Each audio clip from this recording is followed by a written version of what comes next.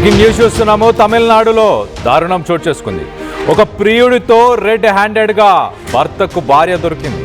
కోపంతో భార్యను రాజా అత్విక్ దేవ్ భార్యను చంపేశారు. భార్యను చంపిన తర్వాత ఇన్స్టాగ్రామ్లో భర్త ఒక వీడియోను పెట్టాడు. భార్య ప్రియుడితో కలిసి ఉన్న వీడియోను షేర్ చేశాడు భర్త రాజా. తన భార్యను ఎంతగానో ప్రేమించానని, చివరకు ఇలా మోసం చేసిందని భర్త ఆవేదన వ్యక్తపరిచాడు. ఆ వీడియోలో కొడుకుతో కలిసి చనిపోతున్నట్లు భర్త ఒక వీడియోని ఇన్స్టాగ్రామ్లో పెట్టడం జరిగింది. తన కుటుంబం నాశనం అవ్వడానికి జోసెఫ్ అనే వ్యక్తే కారణమని, వాడికి ఎలాగైనా శిక్ష పడేలా చేయాలంటూ రాజా భర్త వేడుకుంటూ ఒక వీడియోని పెట్టాడు. ఆ వీడియో మనం రైట్ సైడ్ బాక్స్లో చూస్తున్నాం. తిరుచిలోని ట్రెండీ అనే ఒక సెలూన్లో ఆ బాయ్ ఫ్రెండ్ జోసెఫ్ పనిచేస్తున్నాడు.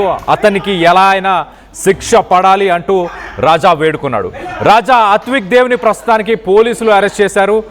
మరోపక్క తల్లి మరణించింది, తండ్రి అరెస్ట్ అయ్యాడు, కొడుకు మాత్రం అనాథగా మిగిలిపోయాడు.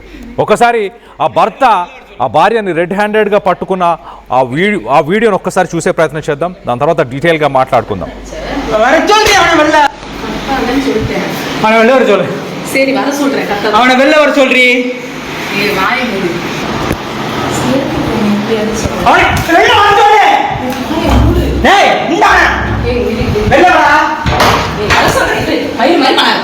வெளில வர சொல்லு. சரி வர சொல்றேன். இது என்ன Dress? யார் அவன் உள்ள இருக்கவன்? உள்ள இருக்கறது யாரு? எதுக்கு மென்டல் மாதிரி பண்ற? உள்ள இருக்கவனை வெளில வர சொல்லு.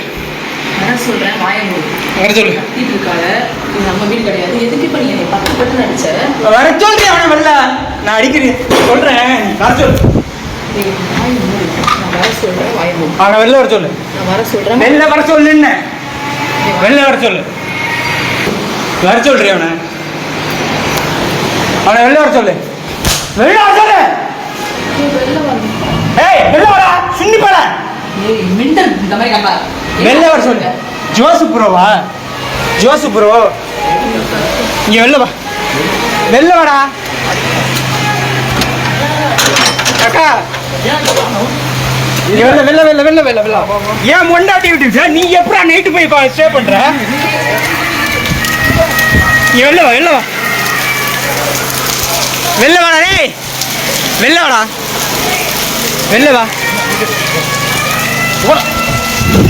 ஏய் அவனை வெளில வர சொல்லு. சரி வர சொல்றேன். அவனை வெளில வர சொல்லு.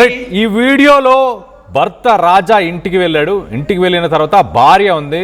భార్య డ్రెస్ డిఫరెంట్గా ఉంది. లోపలికి వెళ్ళి అడిగాడు, ఎవరితో ఉన్నావు, లోపల ఎవడు వాడు ఉన్నవాడు, వాడెవడు అసలు, నీ డ్రెస్ ఏంటి, నువ్వెందుకు ఈ డ్రెస్లో ఉన్నావు అంటే, భార్య నువ్వు నోరు మూసుకో, నువ్వు మాట్లాడకు, ఎందుకు సీన్ క్రియేట్ చేస్తున్నావు అంటూ భార్య చెప్పే ప్రయత్నం చేసింది.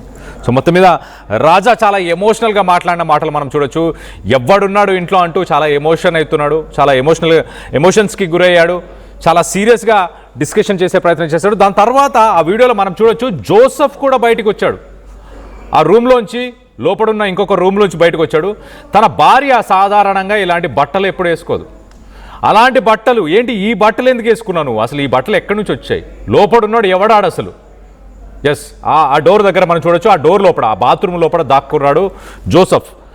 వాడెవడు అంటూ బయటకు వచ్చాడు. ఎస్ ఎగ్జాక్ట్లీ జోసెఫ్ బయటకు వచ్చాడు. దాని తర్వాత జోసెఫ్ నువ్వు అసలు ఇక్కడ ఎందుకున్నావు, నువ్వెవరు అసలు, నువ్వు భార్యతో ఎందుకున్నావు అంటూ మొత్తానికైతే మాట్లాడుకొచ్చాడు.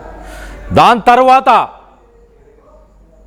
తర్వాత తన భార్యని చంపేశాడు భర్త రాజా.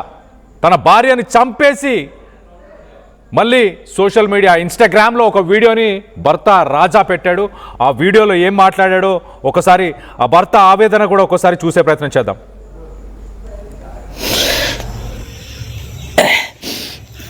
தமிழக காவல்துறைக்கு வணக்கம்.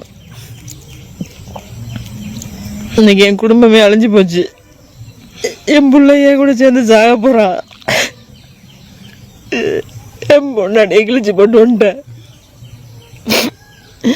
என் குடும்பமே நாசமாக போச்சு. இது எல்லாத்துக்கும் காரணம் அது திருச்சி தென்னூரில் சங்கீதபுரத்தில் இருக்கிற அந்த ஜோஸுங்கிற தேவடி அப்பா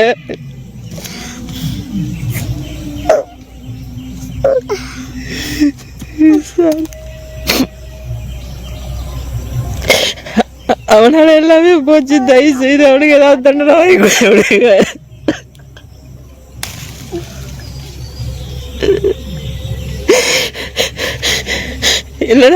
இல்லடா விட்டுட்டு அடிக்க பாருங்க. இன்னொரு குடும்பத்தை நாசம் பண்றதுக்காக பே பண்ணிருக்கான்.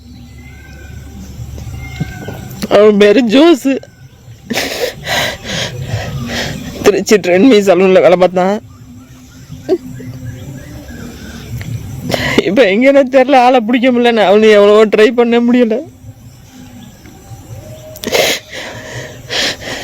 என் பொண்டாட்டிட்டு எவ்வளோ சொல்லி கெஞ்சி பார்த்தேன். திமுறா பண்ணாதடி, பேசாதடி, கேட்க மாட்டாளே. என் பிள்ளை நாசமா போச்சு. ஐயா அவங்க காலில் விழுந்து கெஞ்சி கேட்குறேன்.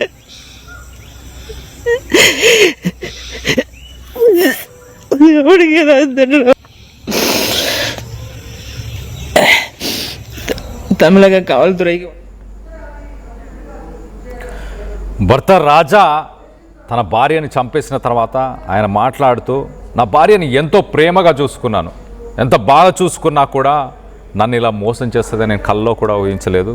నన్ను మోసం చేసినందుకు నా భార్యని నేను చంపేశాను. ఇప్పుడు నా కొడుకు పరిస్థితి ఏంటి, నాకేం చేయాలో అర్థం కావట్లేదు. ఈ జోసెఫ్ అనే వ్యక్తికి ఎట్టి పరిస్థితుల్లో మీరందరూ శిక్ష పడేలా చూడండి అంటూ ఆయన వేడుకుంటున్నాడు. ఆ వీడియోలో వేడుకుంటూ తన భార్య చేసిన ద్రోహాన్ని నేను తట్టుకోలేకపోయాను, అందుకే తనని చంపేశానంటూ భర్త రాజా మాట్లాడుకొచ్చాడు. మొత్తం మీద ఒక విషాద సంఘటన అని చెప్పుకోవచ్చు. భార్య చనిపోయింది, అంటే తల్లి చనిపోయింది, తండ్రి జైలు పాలయ్యాడు, ఆ కొడుకు ఆ చిన్నారి ప్రస్తుతానికి ఒక అనాథగా మిగిలిపోతున్నాడు. ఎవరు లేరు తనకి ఇప్పుడు ప్రస్తుతానికి. అలాంటి పరిస్థితులు ఆ చిన్నారి ఎదుర్కోవడానికి ముఖ్య కారణం ఎవరు? అసలు జోసెఫ్ తప్పిదం ఉందని మీరు భావిస్తున్నారా? లేదు, ఆ భార్య తప్పిదం కూడా